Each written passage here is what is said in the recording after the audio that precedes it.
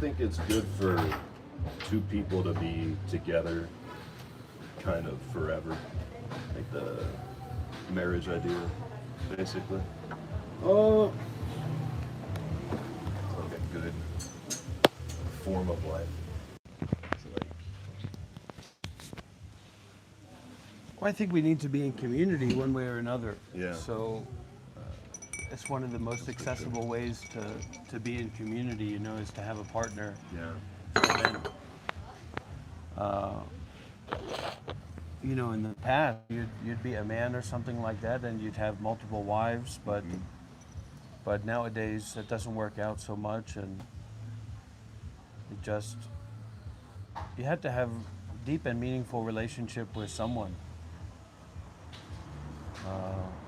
as a human being, whether Yeah. that's a community or a sangha or a teacher or even a close friend, you know, like a best friend, regardless of gender.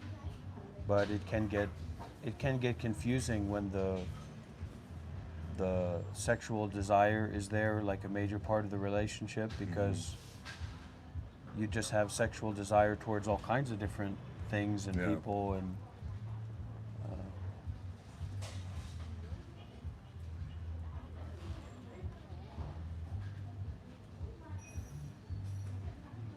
so hi everybody on YouTube. We're here in Dalat, Vietnam with our friend from one of the community members. What's your name? Colin. Colin. Yeah. And There's some Dr. Rock familiar here. names in there. Yeah. Yeah, cool.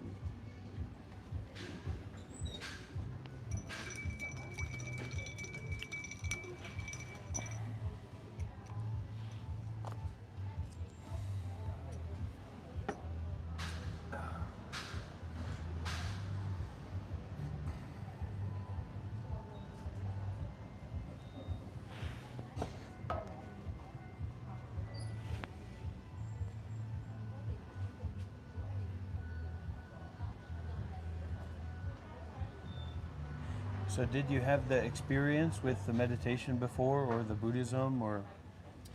Yeah, it's been, never that deeply. I haven't done like a retreat at any point Yeah. or anything like that. But something I found out about probably like 10 years ago and have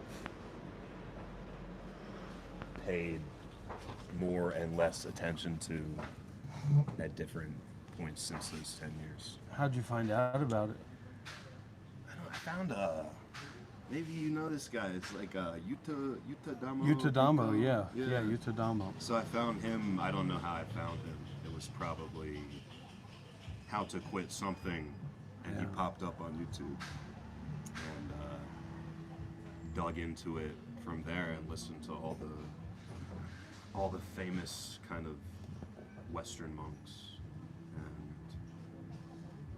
try to practice along. Well, you must have some affinity from your past lives or past experiences to dive in like that, to connect like that. Yeah. Yeah. Maybe. The past lives thing is. I don't know. I can't get my head around that. Past, because it's just a different. It's just a totally different paradigm Yeah. than what I'm used to. Yeah. You know,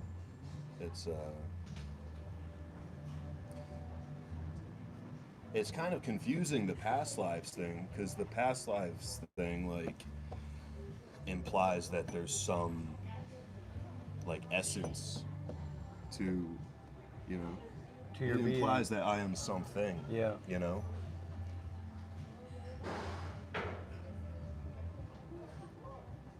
And then everything else, in my experience, kind of implies that I'm just, you know, whatever I am is like like we say, like a story, or I would think maybe sometimes like a construction of just cause and effect. Everything that happened in the past and was thought about just gets built up into this.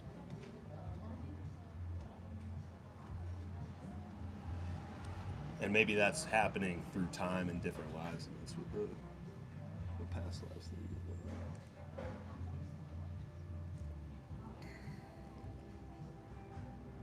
Well, there seems to be a practical identity that we're dealing with, in one way or another.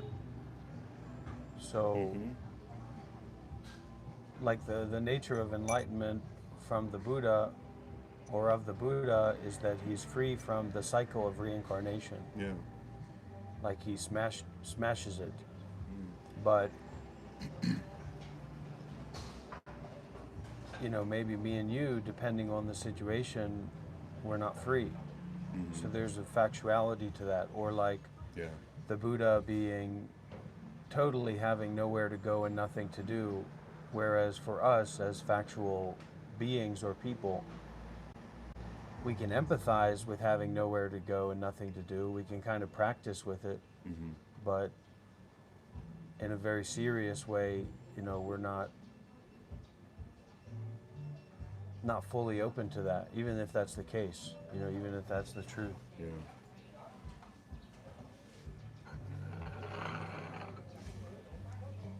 Because there's a lot of different ways to think about it, but just like you were saying, constructs, Mm-hmm. construct of identity, construct of experience.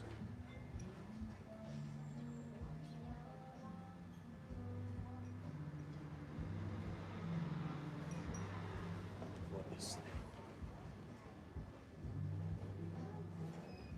Interesting discussion, TBH. To be had, I guess, is what that means.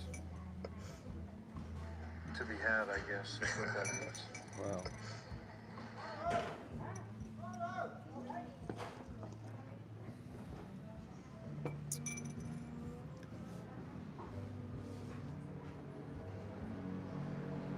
Because if you think about it, like your past experience or where you came from and the identity that went along with that,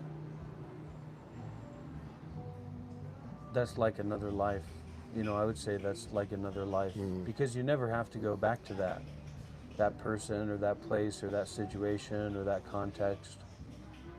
Just like you might die getting on the motorcycle and being on a drive. Mm-hmm.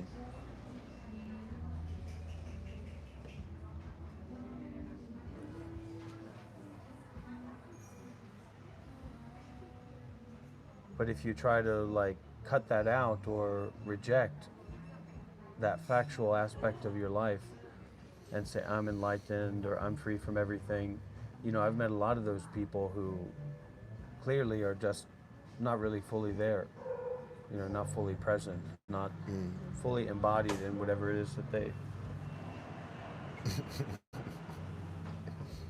happen to be saying or thinking. Yeah.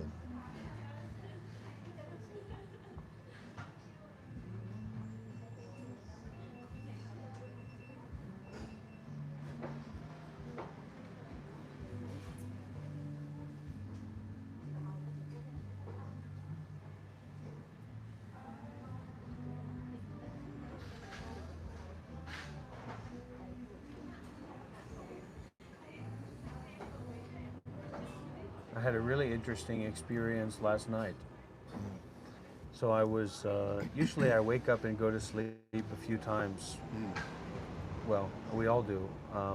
But I had woken up and was going back to sleep, and I found myself to be recently.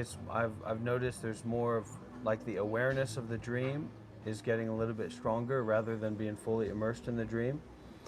So I was having this dream, and then the dream, how I can describe it is like the dream became concentrated into like an entity.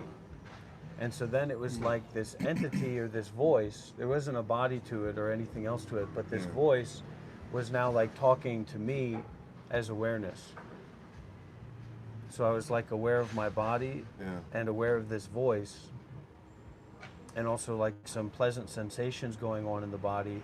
And then there was like this entity that was talking to me. And then it was like kind of a gross and rough entity or like version of myself talking to me, and then just listening to that and I guess not being attached, then it became more subtle.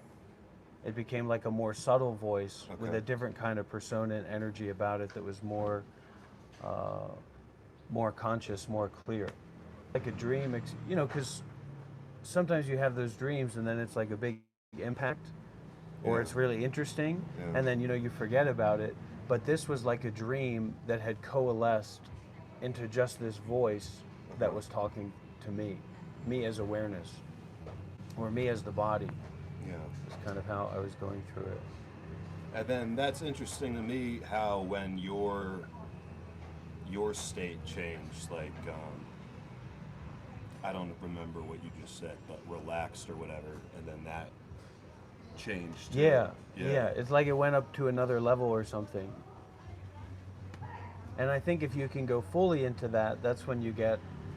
Uh, I think they call it. So Chanath probably knows, but something like Nirodha Samapati.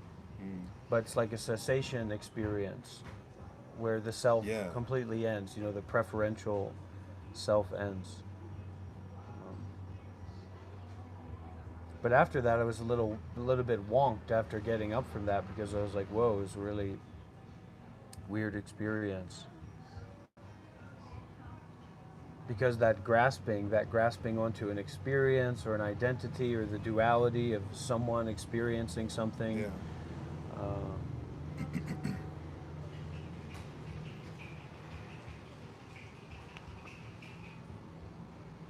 I have a question about this, or we can try to see how formed the question is. But you read that Zen passage a few days ago on a stream about seeking without seeking. That Yeah. one? I like that one. And he was talking about how, you know, the are the objects of the mind uh, multiple, and then think back to the thinker. Is that multiple? And the student said, yeah, thinking back to their home, this is multiple, but thinking back to the thinker, that was one. That's a good And way to describe it. Yeah, I didn't understand until you just said that. but that's, I don't know, that's very interesting to me. I had the thought listening to it that, because what the master said was that the objects of the mind, I guess everything out here is not multiple, but then the mind is multiple. That's kind of what I thought that he was saying. I thought that they were both multiple. What do you mean by multiple in that?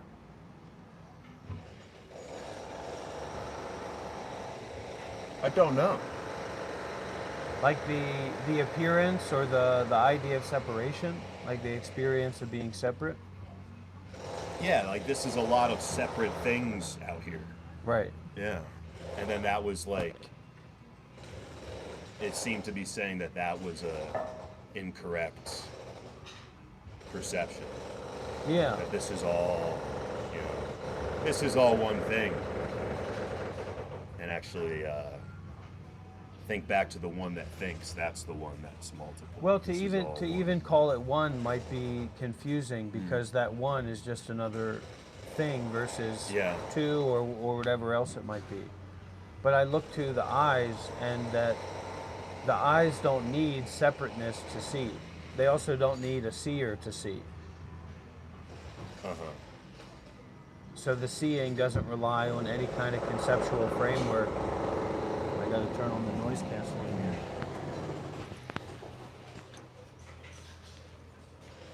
Always construction.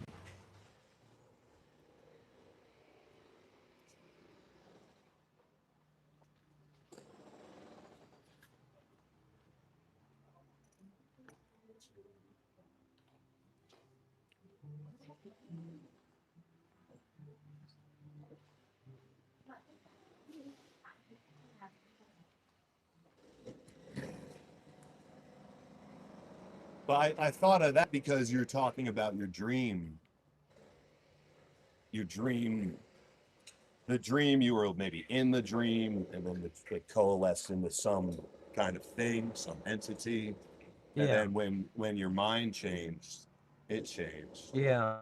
Well, and that was like the layers. So like there was this very gross dualistic dream of myself in a situation in a story. And then that, as I became more aware Uh huh. and kind of automatically going into meditation, became this voice, probably like the voice of myself, the voice of because also because I'm always talking, I'm always using my voice like this, which Yeah. creates that kind of paradigm of hearing myself, Right. you know. Yeah. Yeah. So Yeah. coalescing into that, and then the more refined it is, the more wisdom it has in it, or the more compassionate, the more Mm. clarity it has in it.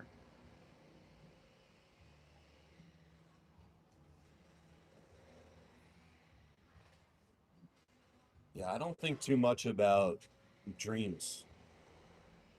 Yeah, It it's seems like usually they're not just, recommended. yeah, it just seems like they're like just kind of stuff that happened to you in the day getting digested kind of thing. Like often when I have a dream, I'll be able to, and this is kind of my inclination, is to see where a thought or where a dream like comes from. So it's Yeah, that's almost, your inclination, yeah, right? yeah. I have the feeling like if I have a dream and I see something in the dream and I could be, oh, well, that was earlier in the day. I drank coffee and there's coffee in the dream. Yeah, So that explains the dream. It's just this yeah. remembering kind Right. of thing earlier in the day.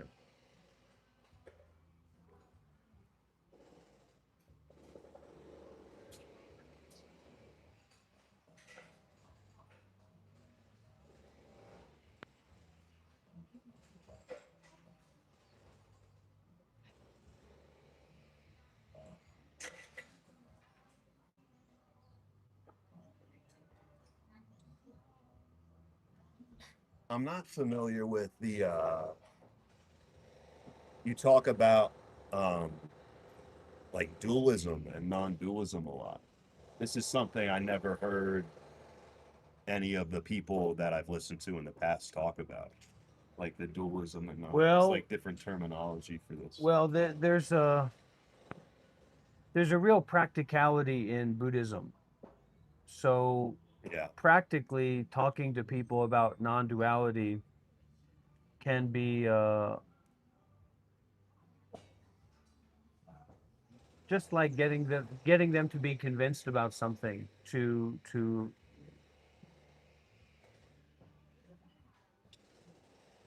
I don't know. I don't know. It's just that most Buddhist teachers like that they emphasize the practice and the path, Mm-hmm. especially in Theravada, which is most of the That's monks that you've that's come across. everything I've come They'll be across. the Theravada. So non-duality is something kind of there's two. It's not. It's kind of a confusing word, but Mm. like Zen or Chan is Yeah. more about that instant enlightenment. Yeah. Satori, right? Yeah, Yeah. Satori or Kensho or Mm. just seeing through the veil entirely. Yeah.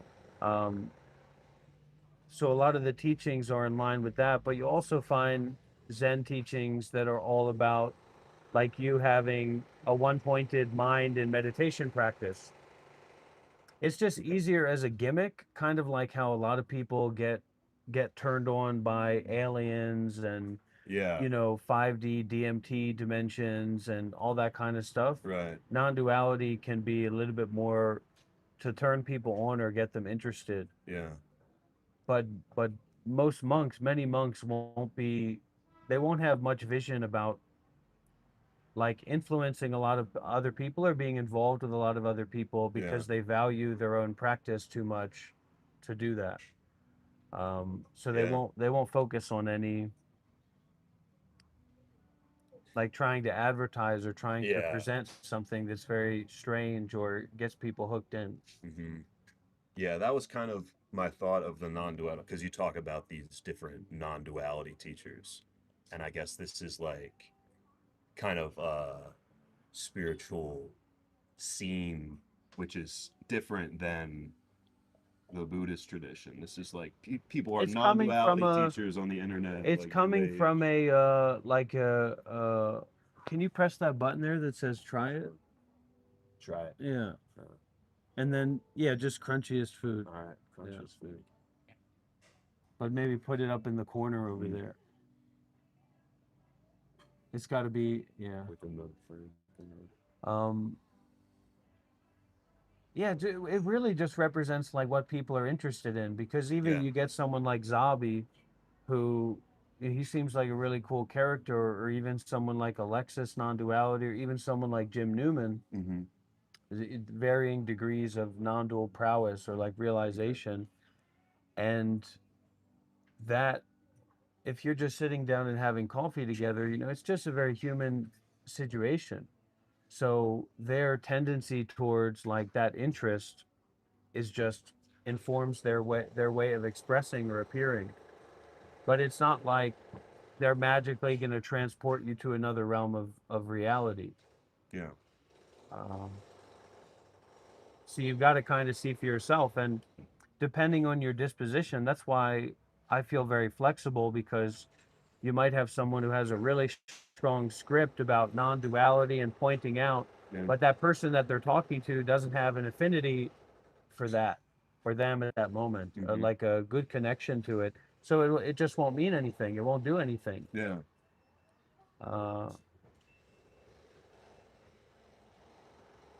Yeah. So this is you're saying there's like a flexibility with different approaches. Like you bring the it's a Zen lot of in. flexibility. It's just how much you give to it. Mm.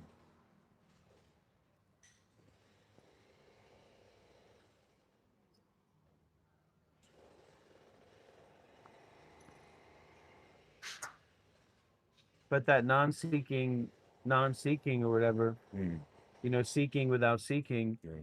is more like giving instead of trying to get, because you could be at a monastery for 10 years of your life Uh-huh. trying to get a Yeah. meditation experience, trying to get wisdom, and you never get anywhere. Mm. And then that moment that you actually kind of step back and calm down and release is when you get a great insight. You spend all that time seeking and experiencing and going through these cycles, you're not getting anywhere. Yeah. But then that seeking non-seeking or seeking through non-seeking, it's kind of like allowing wakefulness to permeate through the whole situation. Yeah. Not just Yeah. yourself, but through everything. And then there's so many ways to do that where it can be a very philosophical or insight-based perspective about pointing this out and saying, yeah, I get it, I get it, I get it. Or it can be like a very practical thing about building a community, a spiritual community, or becoming a monk or a nun, or all kinds of different things. It can be imbued, it can be interfused with anything, with everything. Mm. Like there's a saying that if you really understand Zen, or if you really understand non-duality, then anything can be a teaching for that. Right. Even reading from Winnie the Pooh Yeah. can be like a Zen book or a Zen text. Mm. To be had, I guess. That's what that is.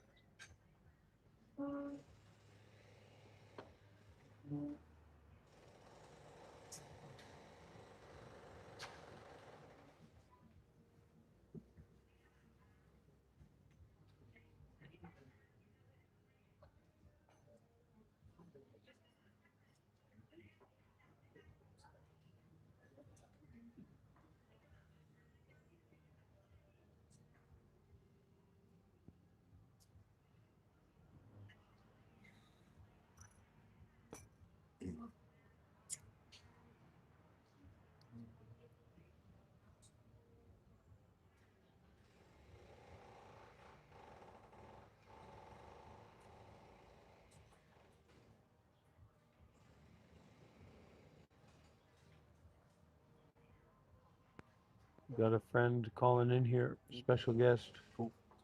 Hello. Hey Rob, how are you? Oh, how's it going, Ash? Yeah, yeah, I was just trying to get a hold of you before you went to the live. with the message. Um, but yeah, you're with a friend. You're with a new friend.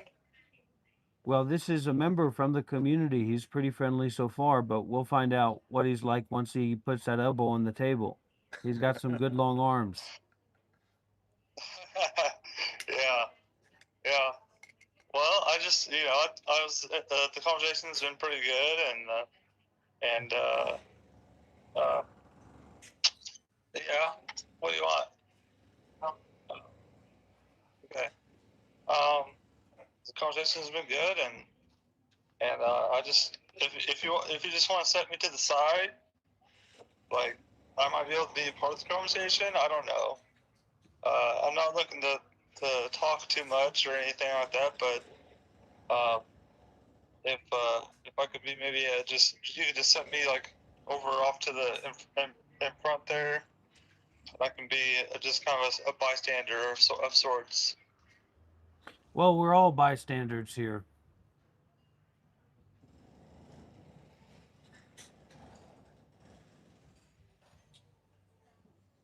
But he seems like a really nice guy. What's his name? Colin. Colin? Is he from the U.S.? Yeah. Oh, okay. Oh, okay. Yeah, that's really cool. How long has he been a member? I don't know. How long did you hear about this, Colin?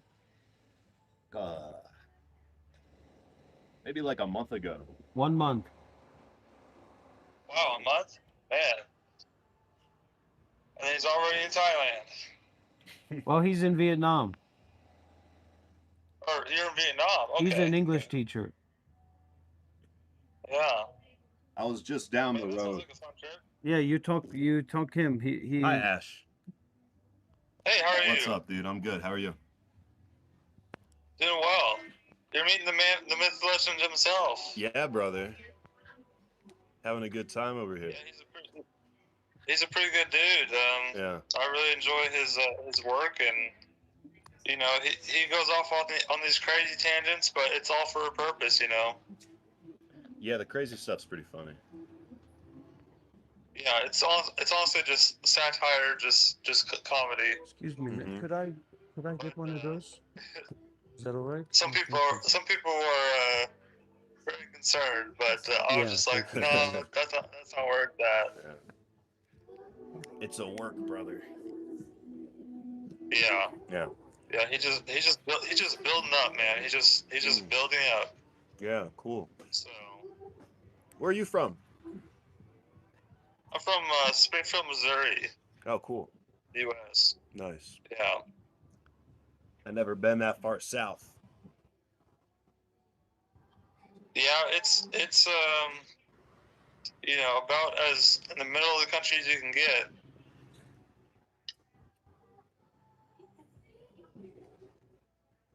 Mm.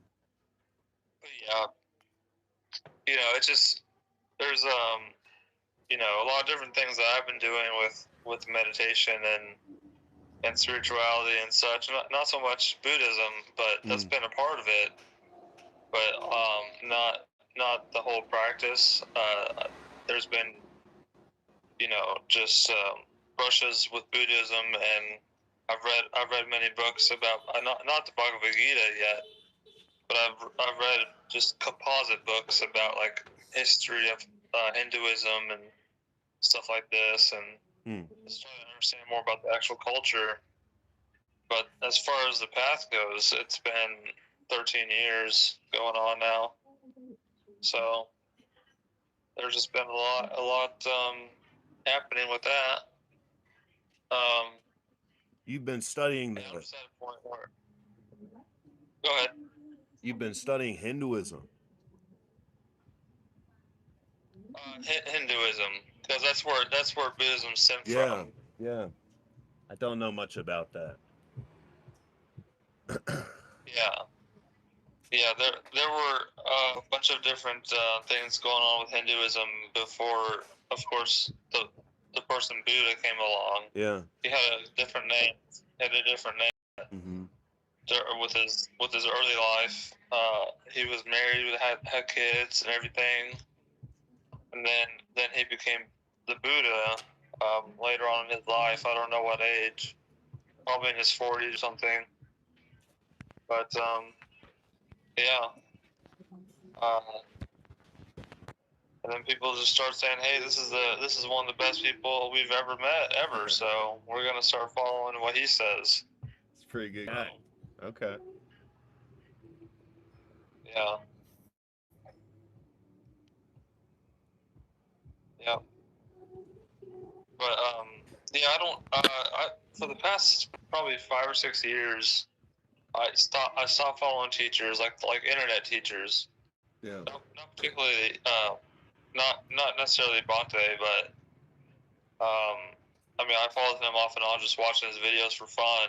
But for actual study and like information absorption, Yeah. I stopped watching videos like that for 6 years because I would be on YouTube constantly, just watching videos about different teachers doing things, and they were all great, but they just weren't serving me at a certain point. It's just like it just kind of got redundant, and I wasn't seeing results, and so Yeah. I kind of went off on my own Uh-huh. and just began to kind of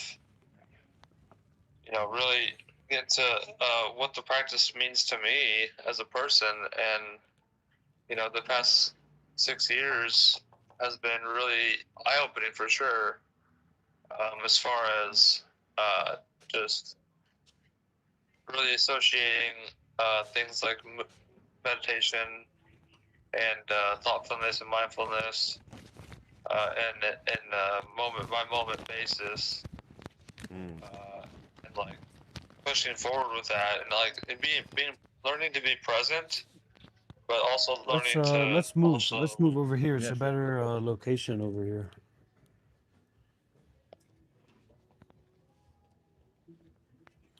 And what is the crunchiest food, everybody? Taco? I think it's Carmen Goons. Wait. Herman Goons? Carmen Goons. Wait. Oh, I don't know what that is. You know Carmen Goons? That's good. Yeah. That'll work.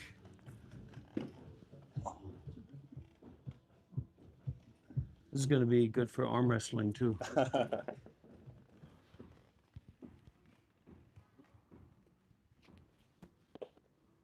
Yeah, I talked a big game on that. I don't know. We'll have to actually do it.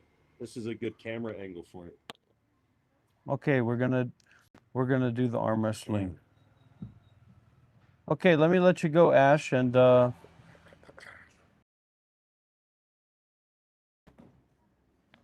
right, sure thing. Well, you guys have a good discussion. oh, you're Okay, here bye, with us. Ash. Goodbye, Ash. Bye. Okay. The Wi-Fi is much better over here. Shove Cool. this up here.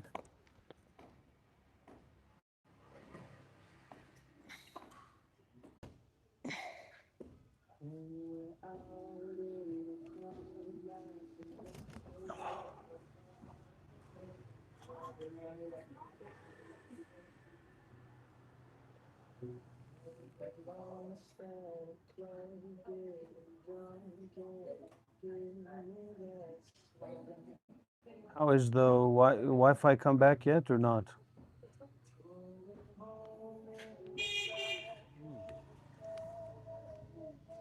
A sensitive Wi-Fi here.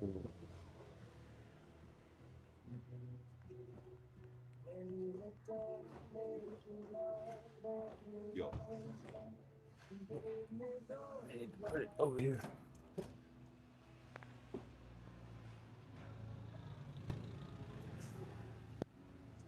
Oh.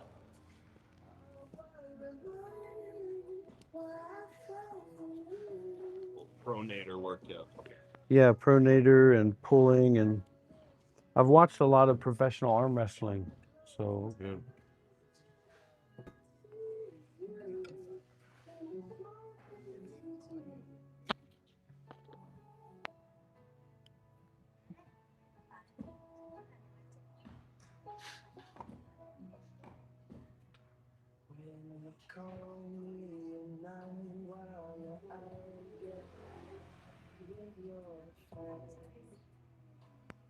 But coming back to what you said about that, the multiplicity. Hmm. So when you're, what I notice when I'm in awareness, there's not really things. There's not something going on. There's not a situation. There is nowhere to go, nothing to do, just to be. But the moment that I get fixated on something, Yeah. maybe because of it's a trauma, maybe it's because of a fear, maybe it's because of a desire, maybe it's because of a habit, then this construct of identity or this construct of reality creates itself, and then I'm basically in the dream of that, in the dream of the push and pull. But if you're not in that multiplicity, then there's an absence of self. You know, there's an absence of story. There's an absence of things Yeah.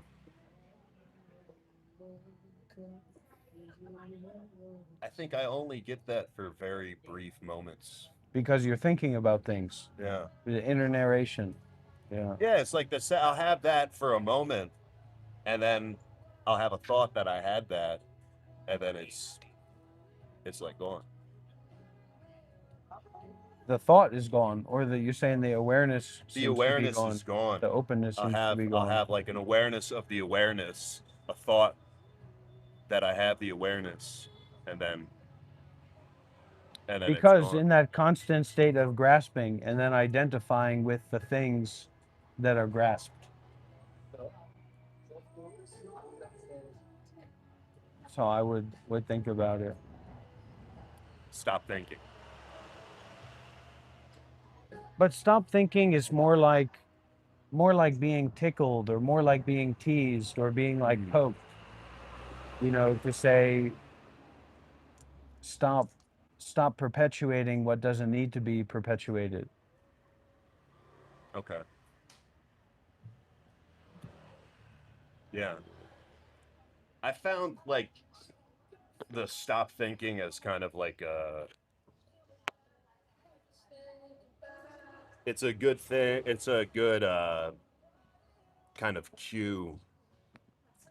Not like a mantra, but like if I say that to myself when there is overthinking, because I'll just like I'll zoom in on something and roll over. Like when I'm doing that, if Yeah. I say stop thinking, it cuts out like the kind of style of thinking that And then what are you thinking doesn't like about? things. Thinking about not thinking, or just thinking about something else. Yeah, sometimes I was I had an experience in Hue where this guy came up to me. You know, people come up to you sometimes, Yeah. and he lots of times it's like people are very clear about what they want from you when they're coming up to you, and you're a foreigner in Yeah. Vietnam, and you know, do you want to buy weed or opium or a woman? Is I You've got been that. offered opium? I Oh haven't yeah, been offered any opium. just Where was just this in just Hue? in Hue, yeah. Might have to visit. You gotta. I remember I was in Phnom Penh, and like the first block I walked in Phnom Penh, some dude on a rickshaw, you know, you want opium? That was the first ask. Opium. Yeah, you want opium? Said be gone. Uh, so I was in Hue, and this guy was not offering me opium. He wanted to. He was like excited I was American, and he wanted to get coffee, but I had to go, so I can't get coffee with you. Yeah.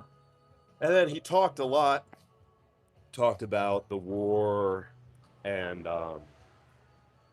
he was going to do something in the evening for the soldiers from the war. And then he showed me a picture of these kids playing soccer. He said, "Look at their ball.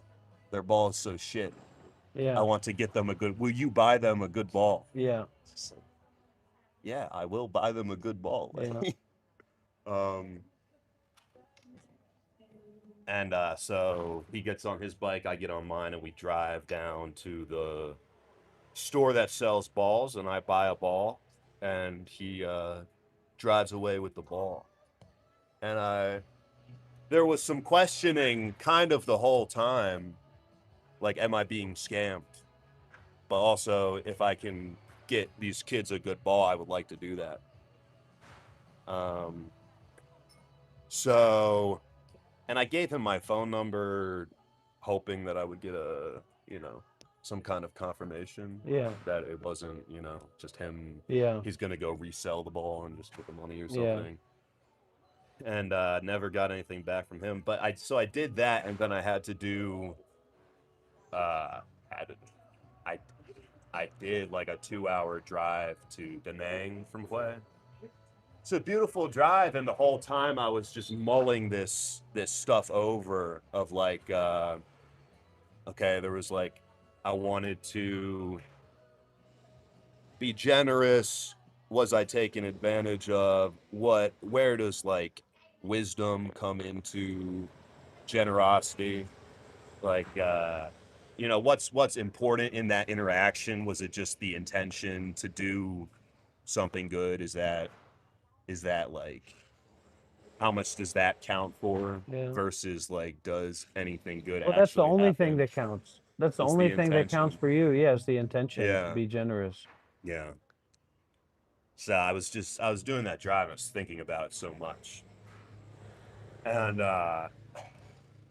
just hit it with a few stop thinkings, and kind of felt that, like, for me, I try to do something good. What more can you do than try to do something good? It's, Yeah.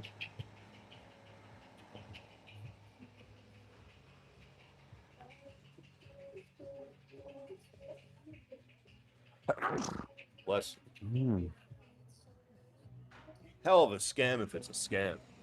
That was high level stuff. Yeah. You know.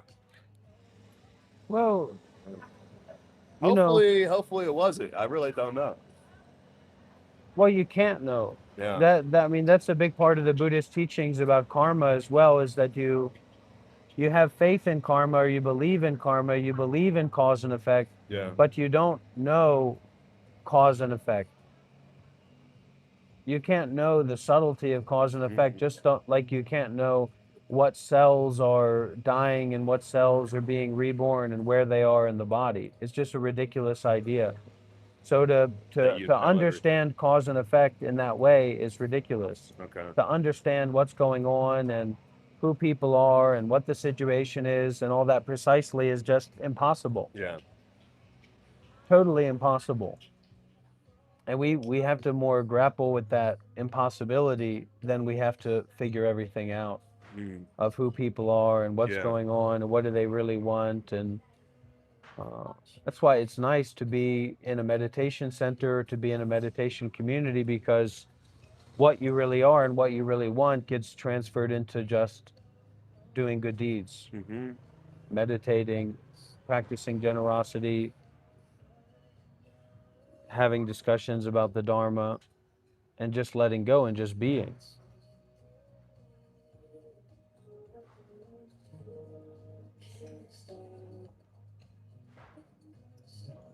But when we're not used to that, it can be very confusing or difficult to start opening up to that way of life.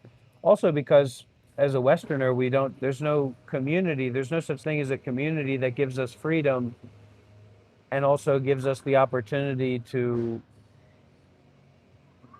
be supported.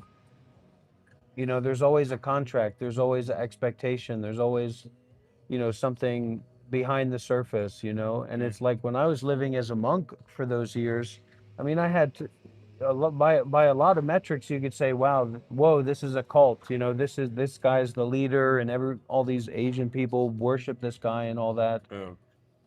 But the amount of freedom that you have in that context is just limited or limitless.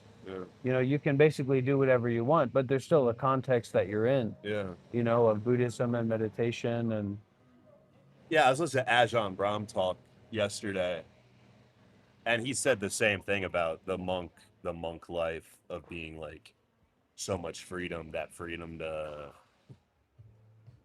sleep wherever, go to whatever monastery, and you don't have to be, there's nowhere you have to be, maybe necessarily. You have the room to practice.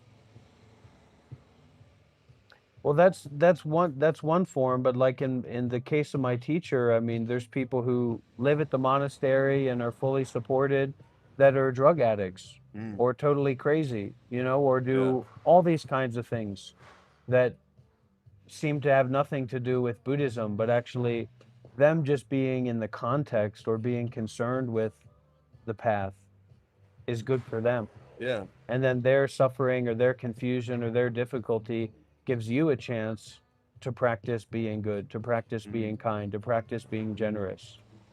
It's always to take out the self-centeredness about what's going on and then to transform that into generosity or to detachment. So if you can practice generosity but you can't practice detachment, that's fine. If yeah. you can practice detachment, then you're you're kind of exempt from generosity. Okay.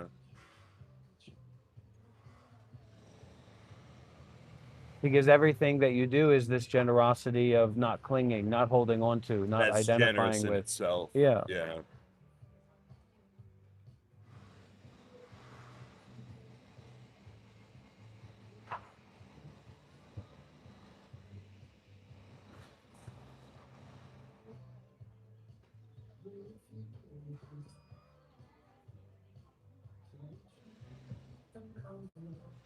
Because when we're always looking for things and looking for experiences and looking for the next cappuccino or the next Mm, thing, it's like we're staying in the shallow end and wondering why our whole body, our whole mind, our whole experience isn't immersed. mm-hmm. It's not because we don't have access to going deeper, it's because we're kind of compulsively choosing to stay in this shallowness. Yeah. And then that becomes our entire life is defined by this shallowness or this thinking, or like focusing on image. Like we were talking about before about how much beauty there is in Vietnam, how many beautiful women there are in Vietnam and people. Yeah. But once you get down into underneath the surface of that, you find all this suffering, you find all Yeah. this incompatibility, you find all this emotional dysregulation. And then it doesn't matter how beautiful that person is, if they have a mind of complex suffering, that's not something you're going to want to be involved with, Right. unless you're going to cut them up into little pieces and eat them, you know? Yeah. So the surface appearance is always saying, this is great, this is going to be good, this is attractive, this Right. is worthwhile to get involved with, Yeah. but you kind of have to stop. Bye bye. You kind of have to stop and start to be open to what already is, and a lot of times that's suffering or that's unpleasantness, to actually have a deeper experience and a deeper perspective, especially when it comes to like you identifying as awareness or the absence of you or the absence of story, the absence of identity.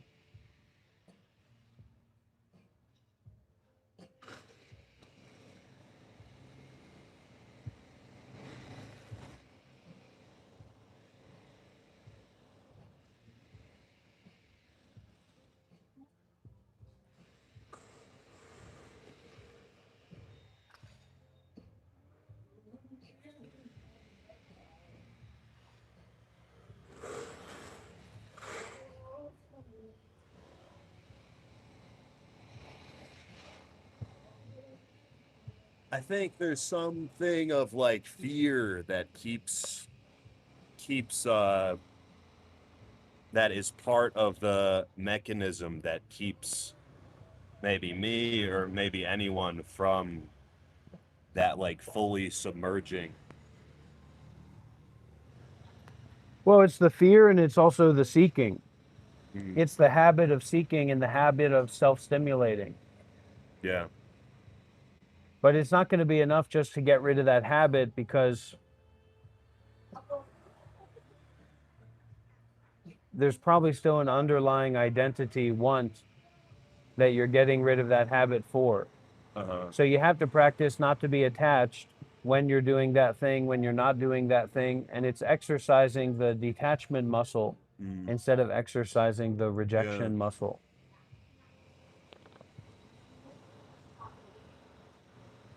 Do you think like detaching makes someone more able to do good?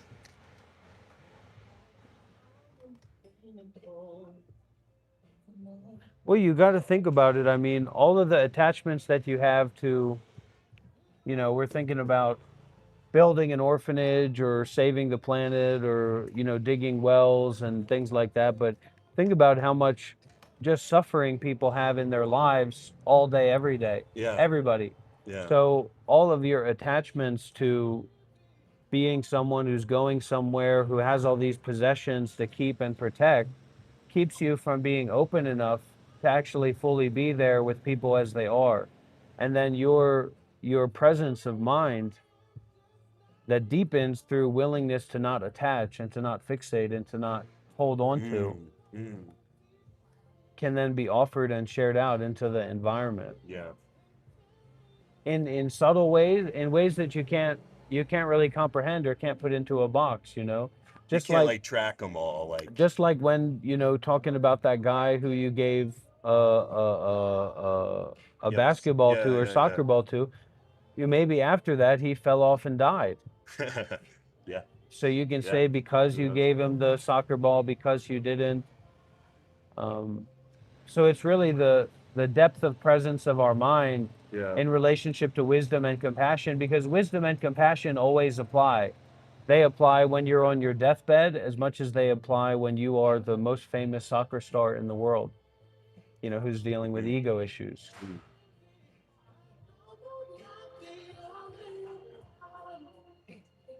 So you detach, and in like detaching or in this non-clinging, there is like wisdom and compassion. Is that? Well, you have to dare to detach, Yeah. just like you have to dare to give, because Right. if you don't dare to give, then you can't give, then it won't happen. And from the Buddhist perspective, the opportunity to give is like a blessing, Mm-hmm. regardless of the person, the place, the situation. It's a blessing to be Yeah. able to do good deeds. Yeah. And so when you dare to detach, like you're willing to practice with this notion of detachment, that's when detachment happens. But detachment is the antithesis of you. Mm. So you can't detach. Detachment is like an Yeah. expression of the absence of you or the absence of clinging.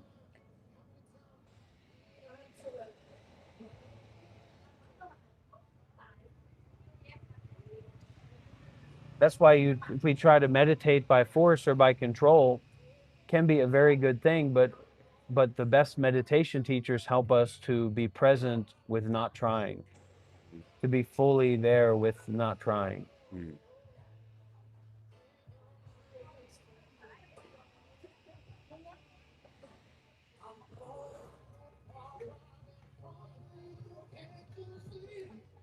Because you feel a certain way, like you feel depressed or you feel anxious or you feel up or down, and then you create an identity out of that. Oh yeah. And so then your identity is about you feeling that way. Mm-hmm. But when you don't build up an identity about how you feel as it is, then you can be more aware of how cyclic or how impermanent these states of experience and these identities are. Then you have a much more broader perspective about the way that you actually want it to go. Mm. Because if you identify as a depressed person and that's who you are, then that's your only option. Yeah. It's like if you identify as a person with two arms and then someone cuts off one of your arms, then you can't be a person anymore. So that's what happens to like Yeah. sports heroes Oh or yeah. people like that, because Yeah. they're not on that level anymore. So their identity has to be in negativity or lessness. Yeah.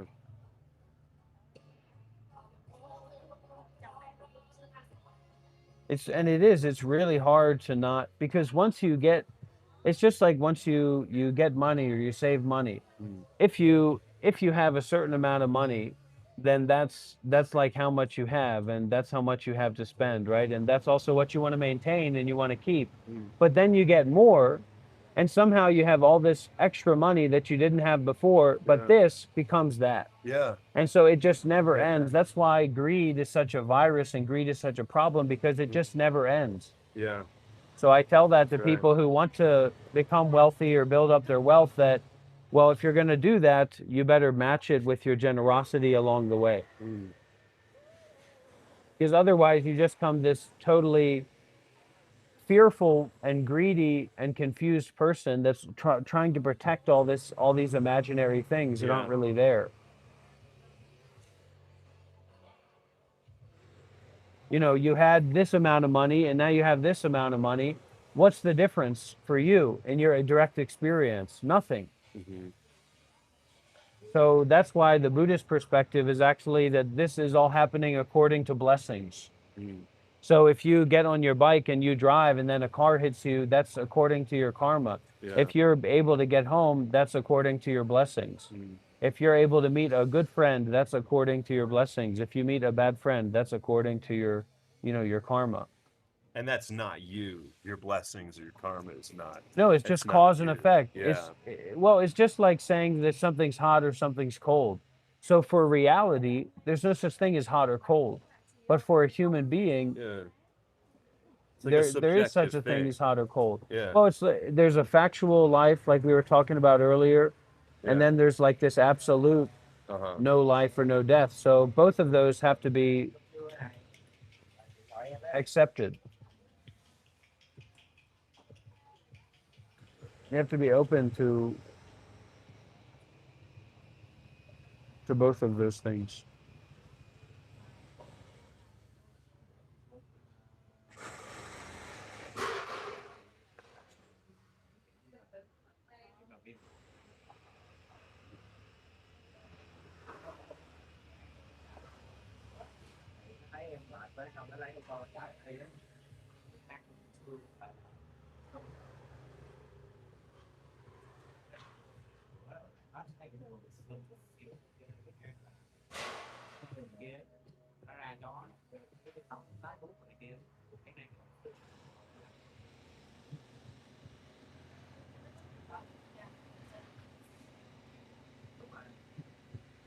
It's kind of like how your life as a whole, your story, your job, your relationships, it's it can be very irrelevant to your direct experience.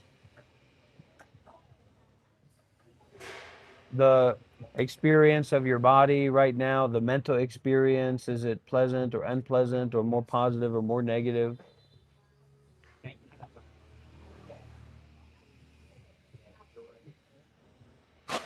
So this is all about being really, really open to that directness of experiencing. And then through that, you're giving the irrelevance to your life. But it doesn't mean that you're rejecting it. If something is irrelevant, you don't have to reject it. You don't have to hold on to it. Mm-hmm.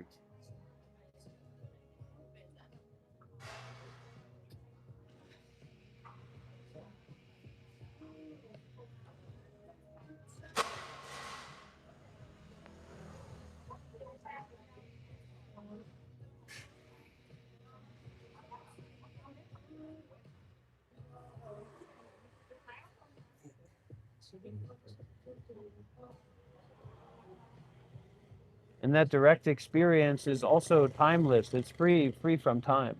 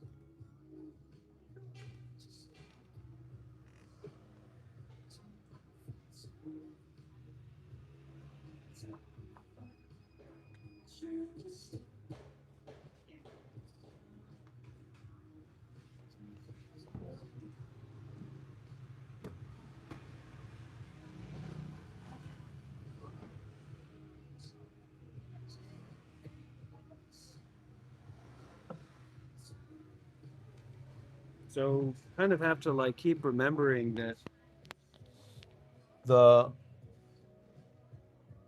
the fancy car or the nice situation or the nice experience is never going to work in the way that we'd like it to work. Mm.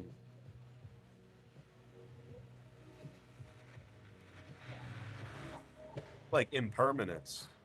It's totally impermanent. Yeah. It's more impermanent than it is the thing that it appears to be.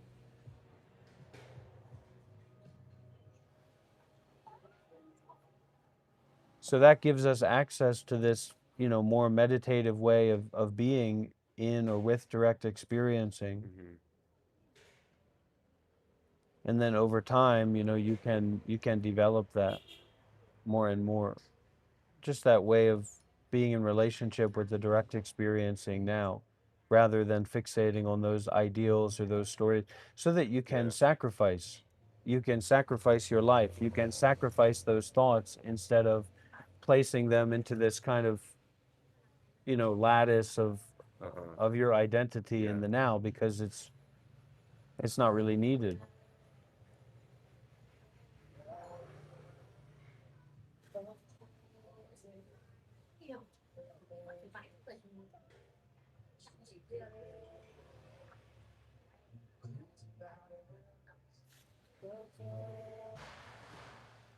Tom Petty.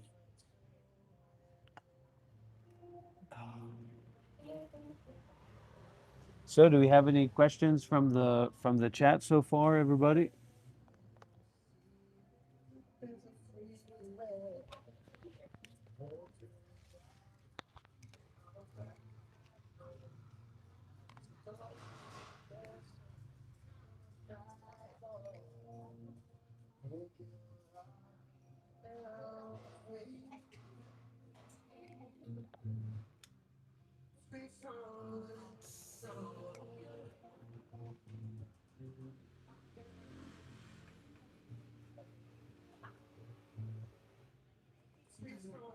I don't have much information about Islam or Turk,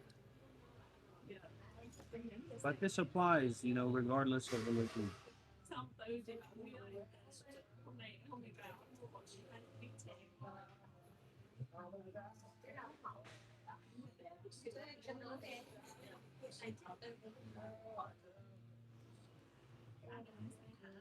So I think my experience is that, I in the past I kind of suffered from some, like a sex addiction.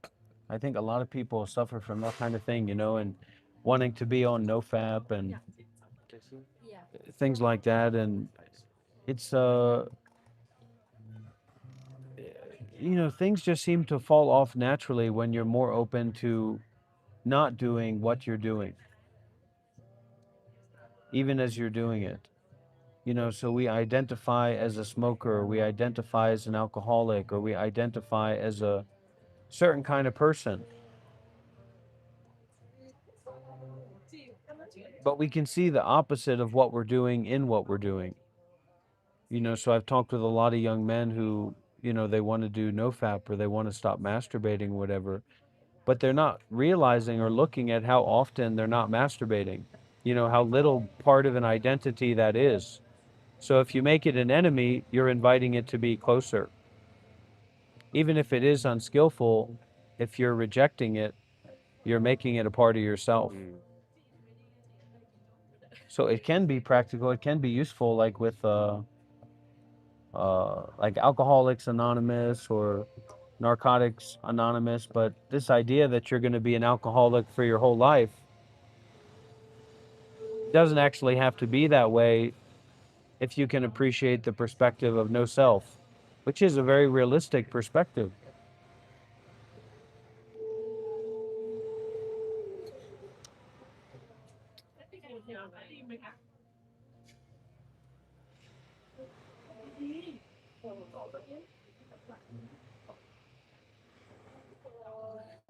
It's not really necessary to feel good. And making it necessary for you to feel good keeps you in these cycles of seeking goodness rather than not seeking, which allows unpleasantness to also be fine.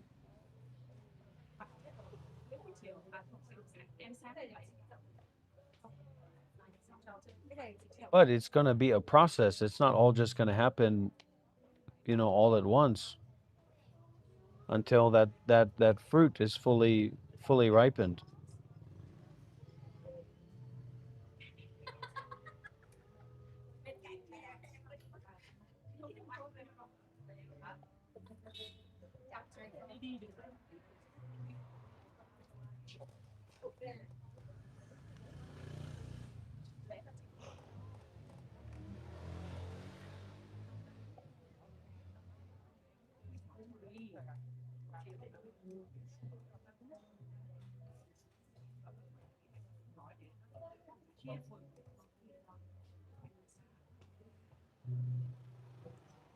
We have to be ready for the revolution. Otherwise, the revolution's never going to happen. So any kind of practices is just more so making yourself more ready. So Ajahn Brahm describes going into dhyana, the very deep, special absorption into meditation experience, as like sitting under a mango tree and waiting for the mango to fall on your head.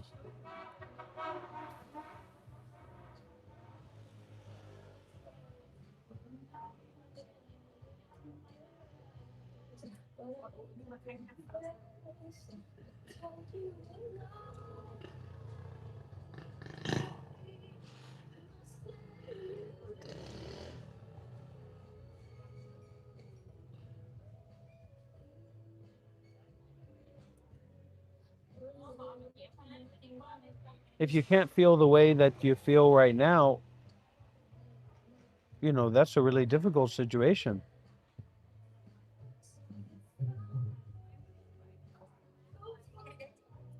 So be willing to feel the way that you feel right now. Then you don't need anything besides the way that you feel.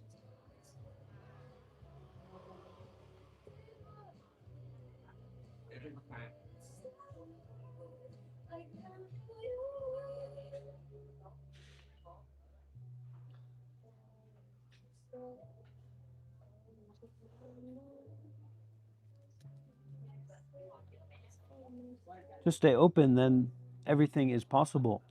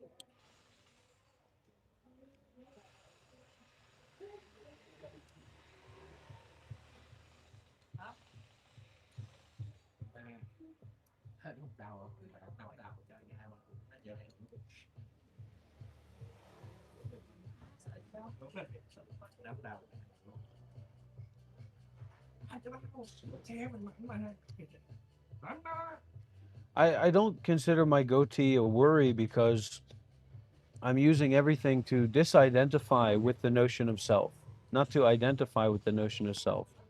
So you can just be a human being.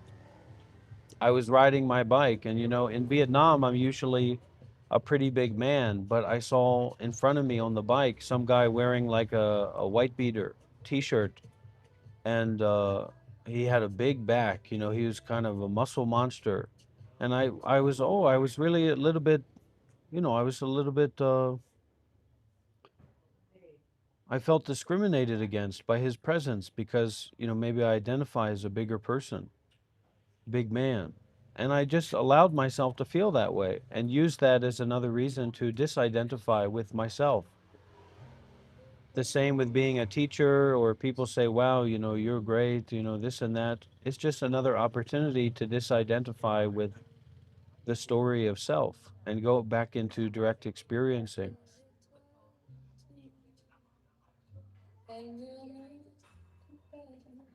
You have to accept the beliefs that you have or the experience that you have before you can go into not experiencing or not believing.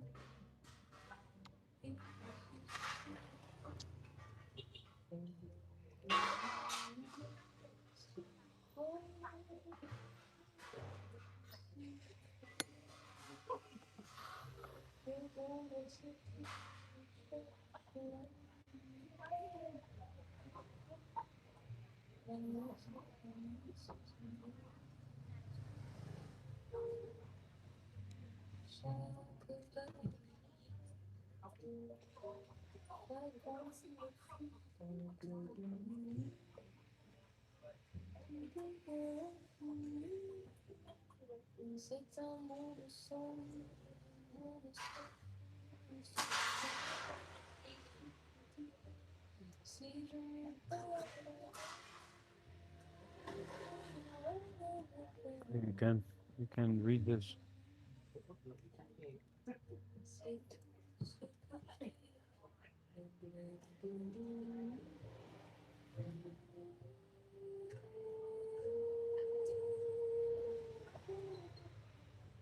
Aloud. Sure, sure, yeah. For share with That the might be the helpful. group, Yeah. yeah.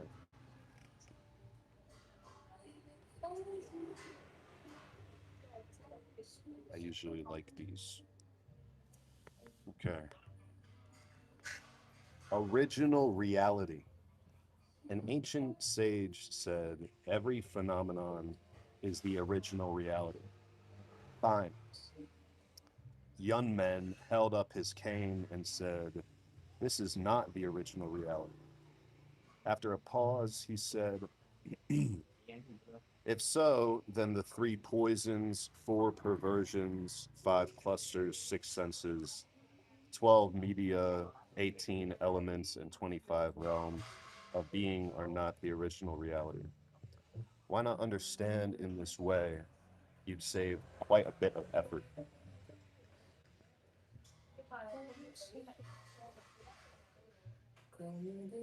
Buddhism is a most economical affair, conserving the most energy. It has always been present, but you do not understand. I tell you, moreover, that there is nothing that is true and nothing that is not true. How can there be truth and untruth in one thing? Just because of seeking unceasingly, everywhere is seeking. Pondering principles is seeking. Contemplating the model cases of the ancients is also seeking. Reading Zen books is also seeking. Even if you sit quietly, continuously, from moment to moment, this too is seeking. Do you want to understand? Then that seeking of yours is actually not seeking. This is extremely difficult to believe and to penetrate, hard to work on. Those of you who are not comfortable are that way, generally speaking, because you are either oblivious or excited. That is why you say you do not understand. Right now, how can you avoid being oblivious or excited? When that very thought of yours arises, it is the flowing whirl of birth and death. Do you consider it habit activated consciousness, or do you consider it immutable? Contemplate in this way over and over again, and you will have a bit of guiding principle.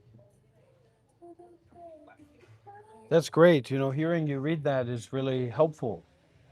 But usually when I read that, I worry too much about it if other people understand what I understand in reading it. Mm.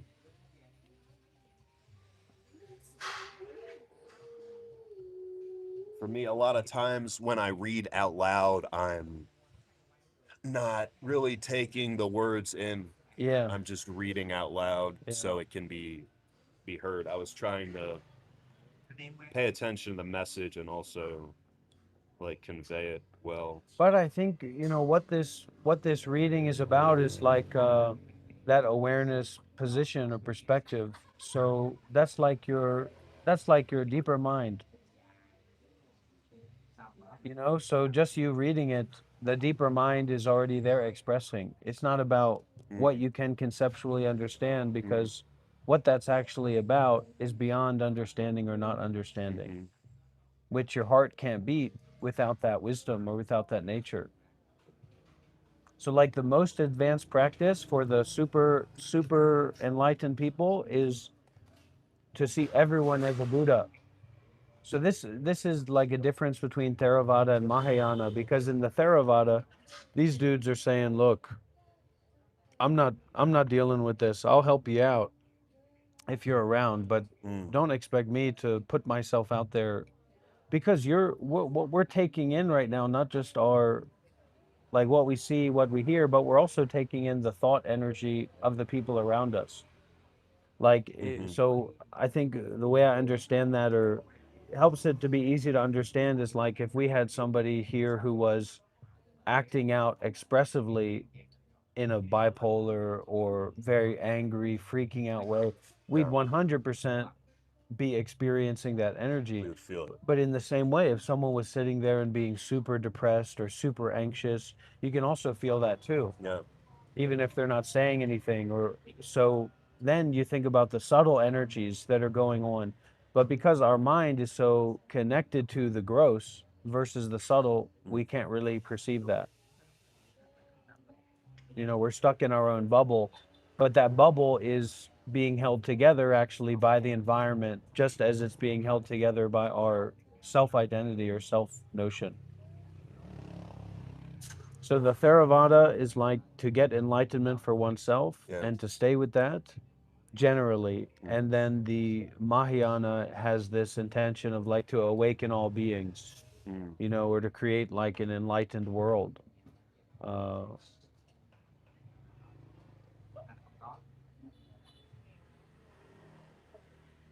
so you can go a lot farther in terms of special powers or special abilities or special experiences if you have that mindset of awakening for all Mm. rather than just awakening for yourself. I thought you were gonna say that the other way around. No, Yeah, no, but both are useful. So you're yeah, not going to be a very good enlightener of others if you haven't spent some time working to enlighten yourself in the yeah. forest, or Mm. you know, in the meditation retreats and things like that. And they have 10-day Vipassana retreats here in Vietnam, so maybe you Yeah, I'm can do sure they one. do. It's hell. It's the most horrible experience you Yeah. ever have in your life. At least Sounds that's like what. something to do. Yeah, Yeah. yeah. So it's worthwhile.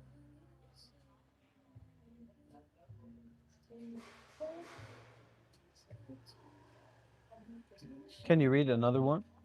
Yeah. That'd be Maybe go great. backwards Okay. instead of forwards. This is seek without seeking. Yeah.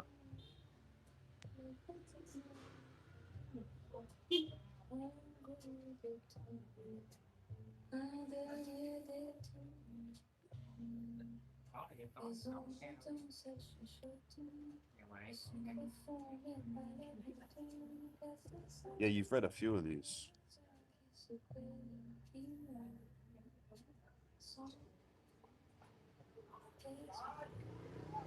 Maybe self knowledge. Okay.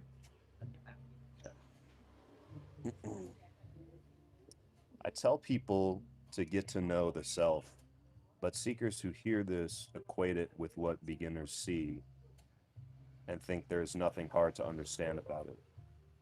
You should take it more slowly for a while and be more careful. What do you call the self? How about the sayings of ancient worthies on the self?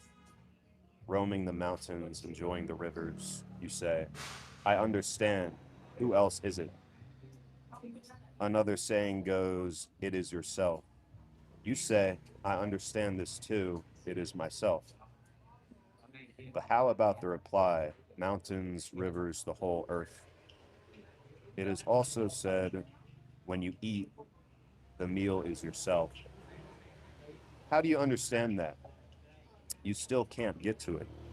An ancient worthy said, the whole earth is yourself. So how can you clear your minds? Whenever I see that people have misunderstood, I quote ancient stories to question them. For example, Jing King asked Xuansha, I have just entered the school. Please point out a way in. Xuansha said, do you hear the sound of the valley stream? Jing King replied, yes. Xuansha said, enter from here. Jing King got the message from this. I ask you, when he heard, what did he hear? Everyone says he heard the sound of the water, but what use is such an interpretation? According to their view, the hearing clearly takes in everything at once. So there is no sound to be found apart from this hearing, everything being a manifestation from one's subjectivity. It is representation of active consciousness. Some answered that it was not the sound of water to be heard, but his self. To this I say, how can the self really understood energy saving teaching? People strain themselves. Seeing them helpless, the ancients told people to try meditating quietly for a moment. These are good words, but later people did not understand the meaning of the ancients. They went off and sat like lumps with knitted brows and closed eyes, suppressing body and mind, waiting for enlightenment. How stupid, how foolish.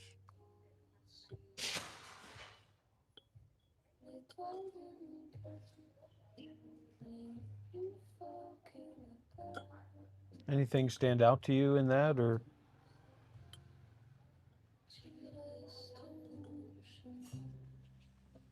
Hmm.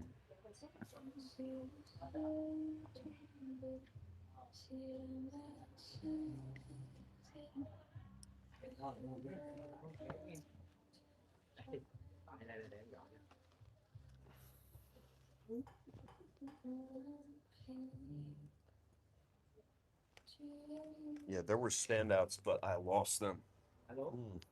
Hmm.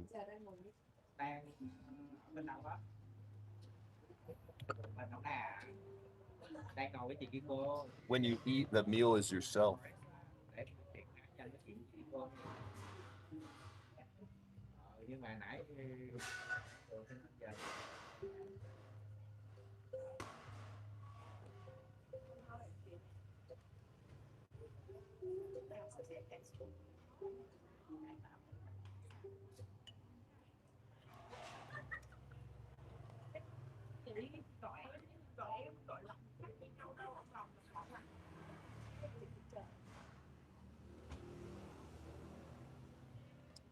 Everything being a manifestation from one's subjectivity.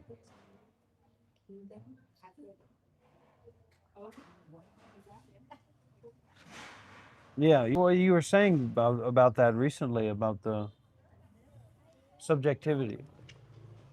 What did it? What does it say? Subjectivity. Well, he's talking about, he's asking how to enter the school, and do you hear the sound of the stream? Enter from here. So the question is, what did he hear? You just heard subjectivity. And he heard, yeah, a Subjectivity. manifestation of his Yeah. own subjectivity. So we have a question here about during zazen. The recommendation is to think, not thinking. How do you do that without thinking? Well, don't worry about doing that without thinking, because you starting to think about not thinking is the place to start, because it's a very powerful contradiction that's very applicable to yourself and your practice path. So, you can say from this superfluous, shallow, egoic level, well, whatever, whatever, whatever. But if you actually look at how your ego or your self experiences, you rely on thinking, you identify with thinking, whether that's emotions or how you feel, whatever, that's all kind of in the realm of thinking. You believe this, you believe that in the now, right? You think this person is good or is bad or whatever. So if you start to think about not thinking, that's a kind of revolutionary thought. And if you can penetrate into that contradiction, then it's beyond these notions of thinking or not thinking.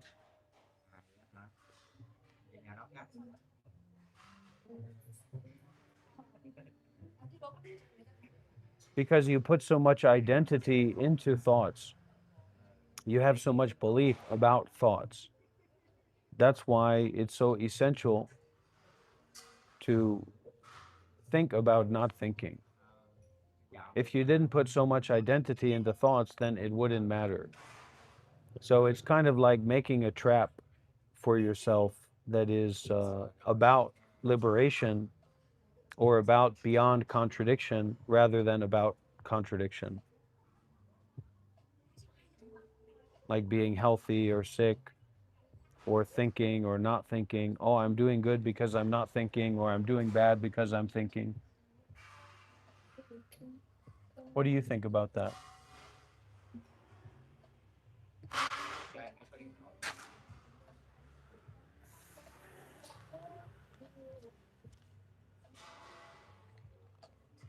Hmm.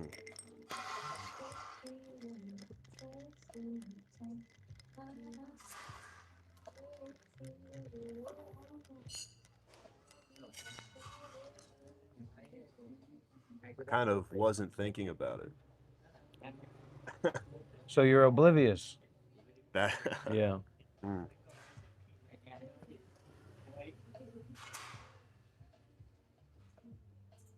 Shit.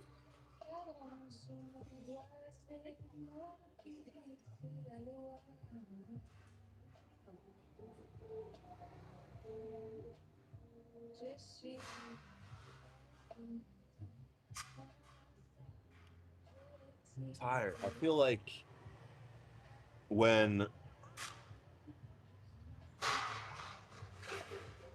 hmm, I feel like a lack of focus in what I think is awareness. Like if I'm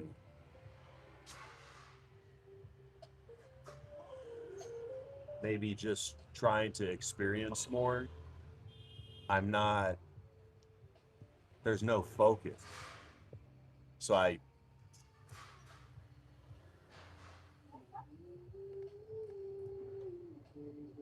like taking things in and not thinking about them and maybe being like more content. I'm not as engaged and not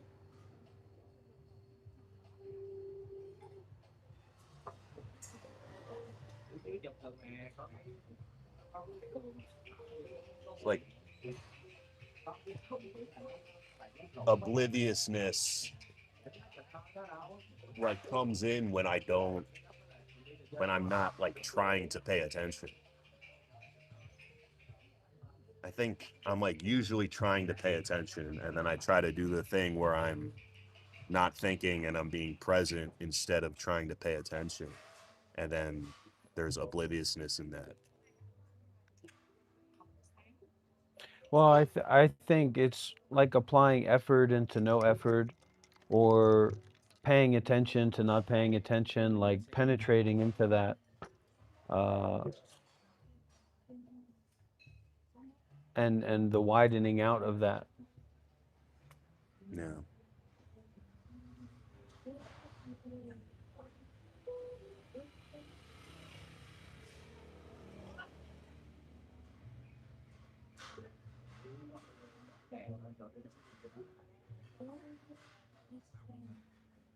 Giving out or releasing out into widening out into brightening out. Would I recommend sitting very still along with that zazen practice? Sure. You sit very still, it's useful.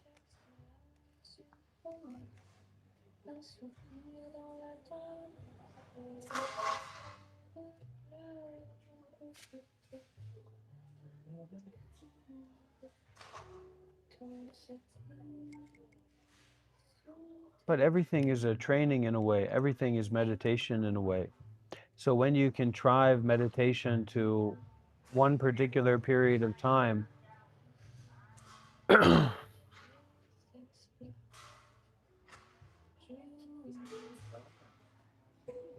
that can be a little bit confusing, just as it can be a little bit beneficial or helpful. Kind of like going into a release now. And it's like, have you ever done ayahuasca? Mm-mm. You done psychedelic drugs? It's a little Tiny bit, bit, tiny little bit. I don't LSD. trust them.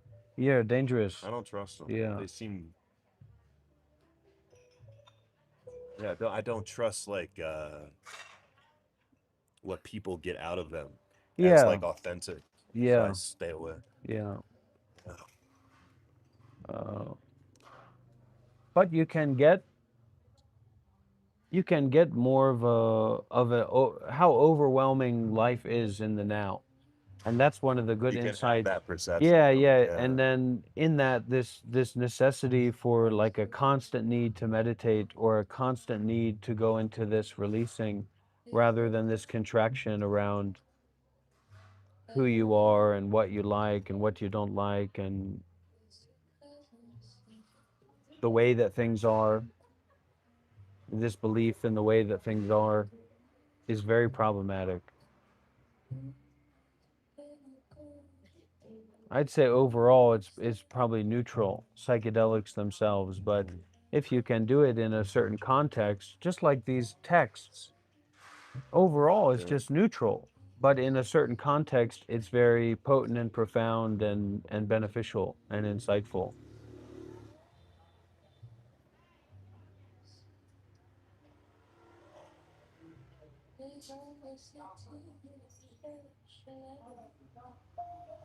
Yeah, these can really hit you. You can really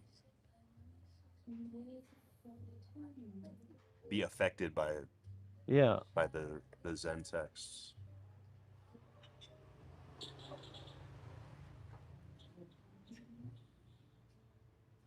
this guy says he did 150x salvia, Oh, that had sounds a like a great idea. had a terrible torture, Oh ego yeah. death, and amnesia. Then I smoked again a couple times and I saw a giant green goddess in a time tunnel. And all that's just irrelevant, Yeah. it's And then what irrelevant to happens? to taking care or being kind or letting go. I have a lot of satisfaction with kind of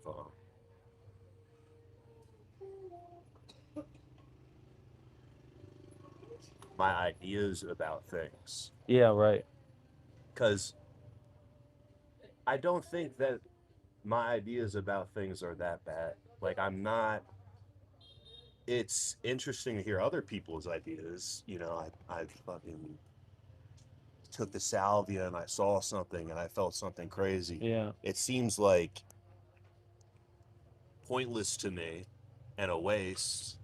And like I think always like I don't know.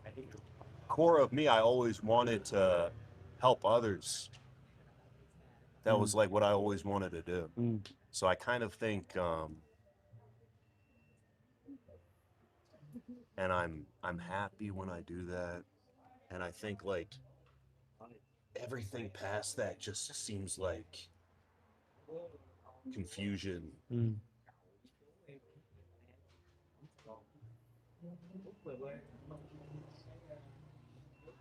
I really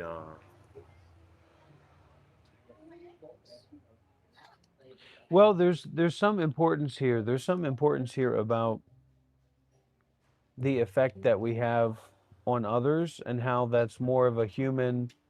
There's a humanness here that a lot of people would like to put under the umbrella of like capitalism or some particular belief system. And it's more like so this that's in terms of the mind, but like in terms of the body, Brazilian jiu-jitsu works. mm-hmm. Doesn't matter what you think about it, doesn't matter what opinions you have about it. Brazilian jiu-jitsu works. It's an Yeah. effective technique once you're on the ground, in that condition. It's not going to help you when a gun is in your gut, but otherwise it works. Yeah. So this way of ending suffering, or and that can apply because suffering is like the main issue or the main problem, can apply to everything. So working in community, managing relationships, uh, and I think I consider a lot about that, about being in community and what spiritual community would look like, for the long term, Yeah. meditation center or whatever. And there's there's something about Buddhism as a tradition that is like the Brazilian jiu-jitsu of the mind. Uh, and that's where we get into like this willingness to be more vulnerable, to be more authentic, and then set our boundaries from there, to be more generous and to be more willing and more unknowing, and then set our boundaries from there, rather than like this false knowing and this false sense of superiority Mm. or inferiority or equalness, that we meet each other through that and then we build out of that.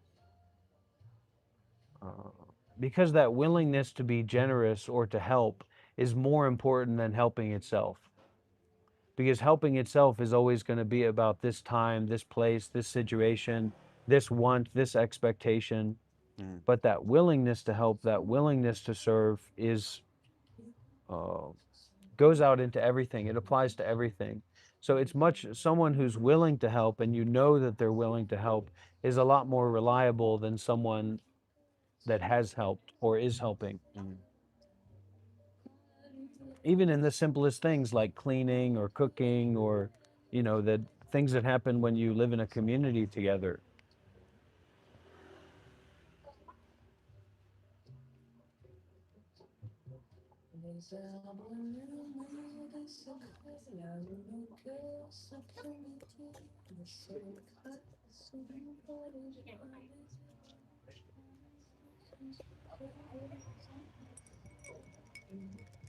Because I've lived in a variety of different monasteries and meditation centers, um, where the willingness to help is a lot less valued than doing something in particular at a certain time in particular.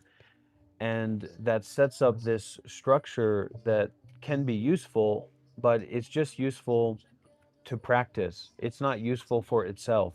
And eventually that structure becomes what people believe in, or what, like, this structure is the purpose or the point, or this is what works. And the structure is just like a tool, or an overlaying system that can be made use of, but it shouldn't be paramount. It shouldn't be more important than life or human connectivity. It should just be like a baseline. And I think it should be a baseline for like a willingness to serve when you don't otherwise know what to do.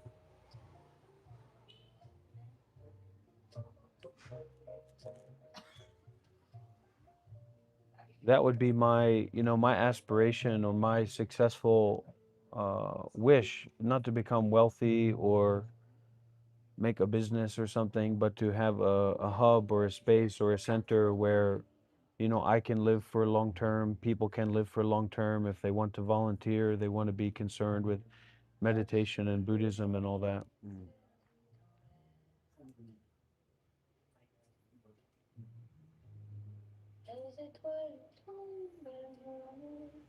Because two things. One, it saves a lot of energy. So, maybe someone likes to do the dishes, or maybe someone likes to cook, or maybe someone likes to do this or that. So then you don't have to do that. So you have more energy to do what you like to do, not concerned with just doing whatever you want, but being on the path. And then the other thing, so it can save a lot of energy. And then the other thing is just gives this a constant inspiration to step into life, to get involved with life, to make blessings, and just makes life more beneficial and more enjoyable, not just for myself but also for others. And then, it's like if I wanted to do a meditation retreat by myself, for myself, that would be very difficult. I don't even know how I would do that. But if it was for a group of people that just wanted to do that together, then it's much easier. It's even very easy to do that.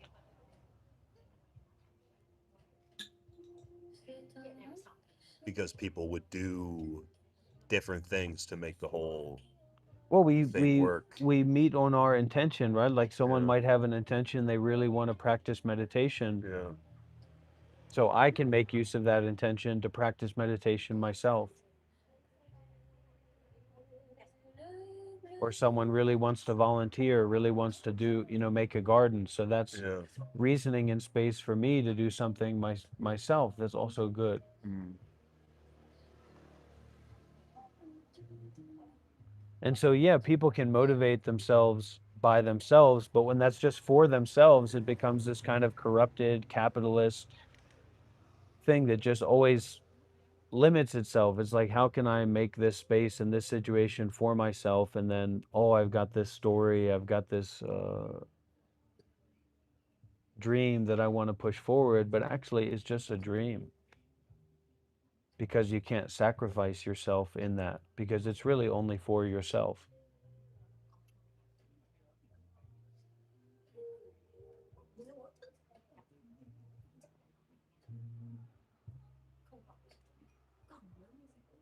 And so that kind of mission or that kind of interest is like a concern, but it's a concern with, as my teacher would say, the Buddha, the Dhamma, and the Sangha, or it's a concern with doing good deeds with mindfulness and detachment limitlessly for all.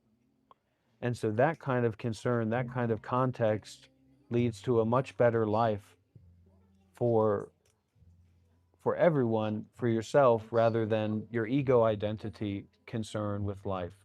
That's always kind of coming back to its contraction around protecting and making more, generating wealth or generating good experiences, or this kind of illusion of our future, our retirement or whatever. That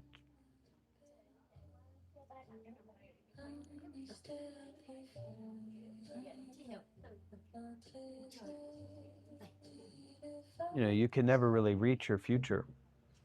You certainly can't protect it.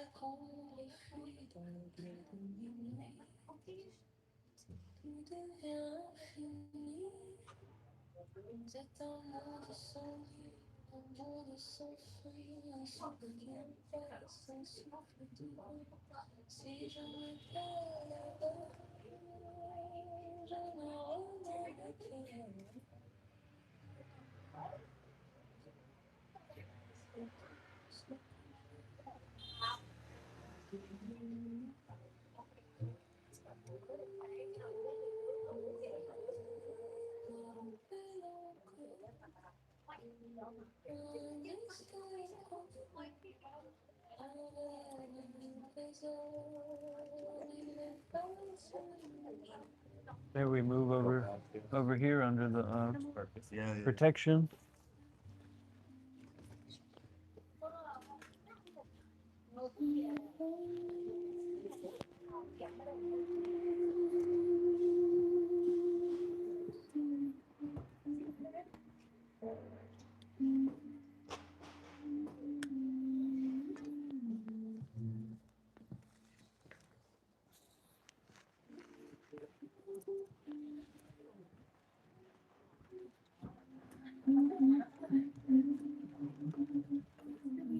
Oh, thank you.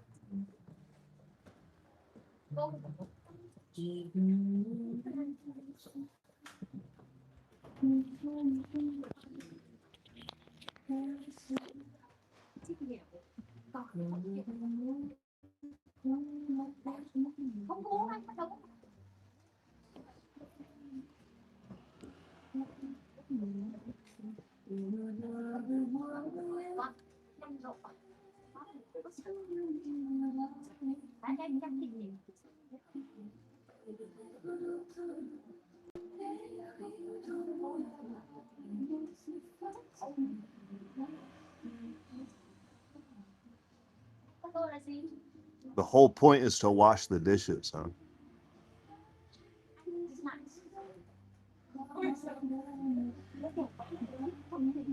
You're not here.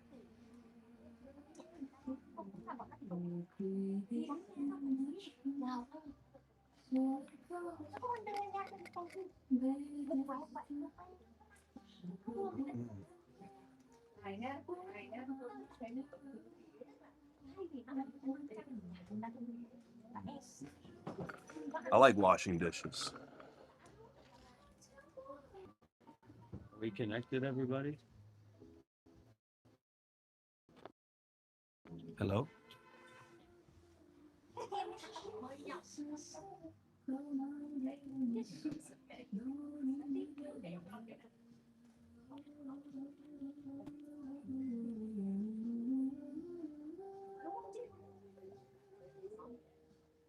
Hello?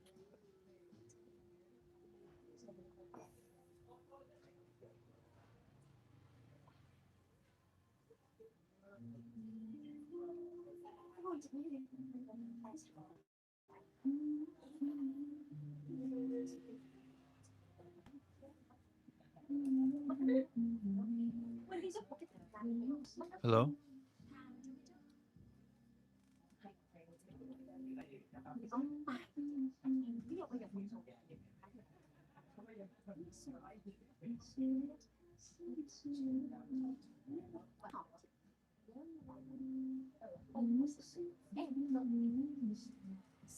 Bit laggy, huh? What's going on with that?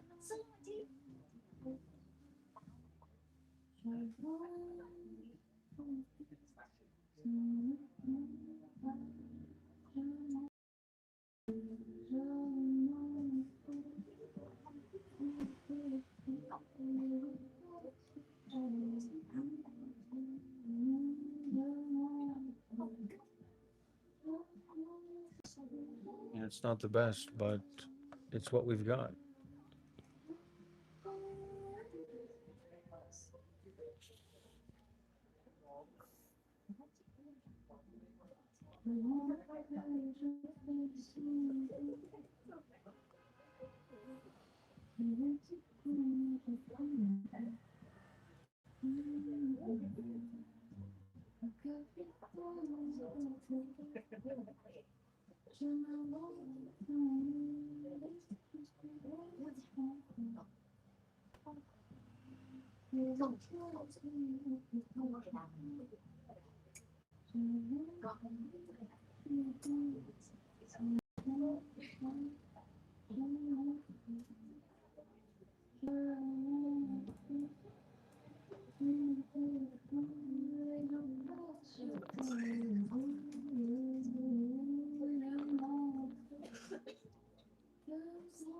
Popular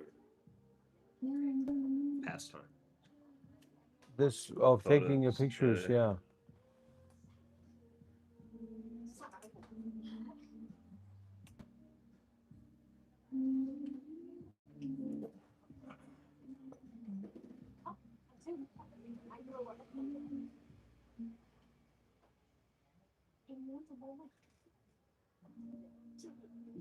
They really like Lady Buddha here. Yeah, this the Bodhisattva, this Guan Yin, the Bodhisattva of compassion. So, we don't really know where these entities came from, like even Buddha. Buddha is kind of a little bit more on the level, but like Jesus, who was Jesus?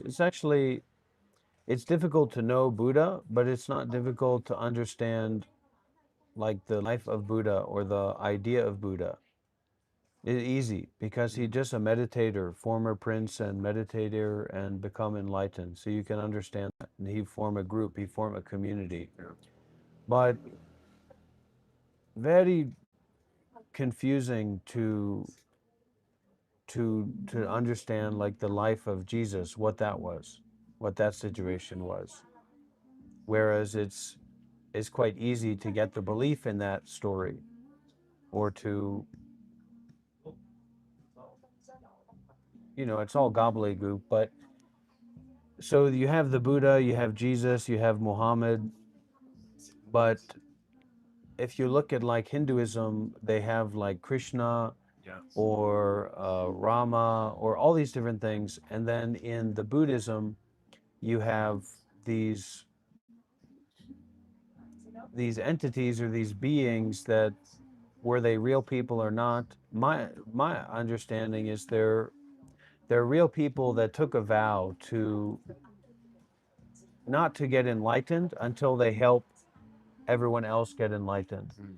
So the idea is that you can leverage that, like I was talking about earlier, all the other people to give you more and more reasoning for deep and serious practice. So the idea is that these beings can kind of go outside of physical reality or go outside of human reality and now exist like in the psychosphere of the collective mind, the collective unconscious, with their vow to not finish or end or go into enlightenment until everyone is enlightened. So that's also easier to understand that than to understand Buddha or to realize Buddha, like the Buddha mind. And so Guan Yin or Avalokiteshvara is like the representative of compassion. Yeah. So they like that a lot, yeah. And the Tibetans also, they love the deities, uh, all kinds of different deities that they have. But in Theravada, they just Buddha and the monks Yeah, they don't really basically. do that. Yeah. That's interesting. I always like, I don't know how much you know about the Christianity, Yeah. but I always found like Mary to be a little bit more accessible or like easy to pray to or talk to than Jesus or God. It's almost, it's interesting, some overlap. Like I even went to like a temple in Vietnam, and I sent you a photo. It was like the giant statue of that Bodhisattva, Yeah. and in the temple it was arranged like a church, like a Catholic church would be, where like Buddha was in the center, and then this Bodhisattva of compassion was on the right, and in a church it would be the cross in the middle, and then Mary on the right. In the Catholic churches, Yeah, yeah. So maybe that's because there's Catholic influence here. Maybe that's, big Catholic yeah, influence here why in it was Vietnam. set up that way. But I guess is she like more? She's like more accessible than Buddha because she's still around. She's still Yeah, hanging that's the around. idea. Buddha's gone from the whole thing. Well, He's left. Buddha's in parinibbana, Mm. so absolution in no self, and he will.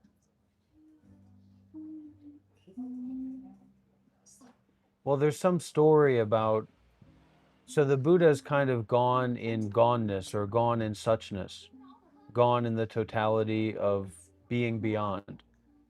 But when he became the Buddha, he was already that. He just had conditions like a body and Okay. mental phenomena, things like that, and, in an environment. Very difficult to understand Buddha in that way. Much more easy Yeah. to understand God. And then compared to Buddha and God, it's more easy to understand the bodhisattvas. Kind of like how it's, if you go to, let's say you go to practice, have you ever done Brazilian Jiu Jitsu? Mm-mm. Me neither, but you know the idea of it, Yeah. right? So if you go to a Brazilian Jiu Jitsu club or group and you're not experienced with that, you can't understand what a black belt is. You can only understand what a black belt is as you become a brown belt or a purple belt or whatever, as you get And more you see the involved with it. difference between them Yeah, and you yeah. in the practice. Because the difference is too great for you to Yeah. see it or understand it. Right.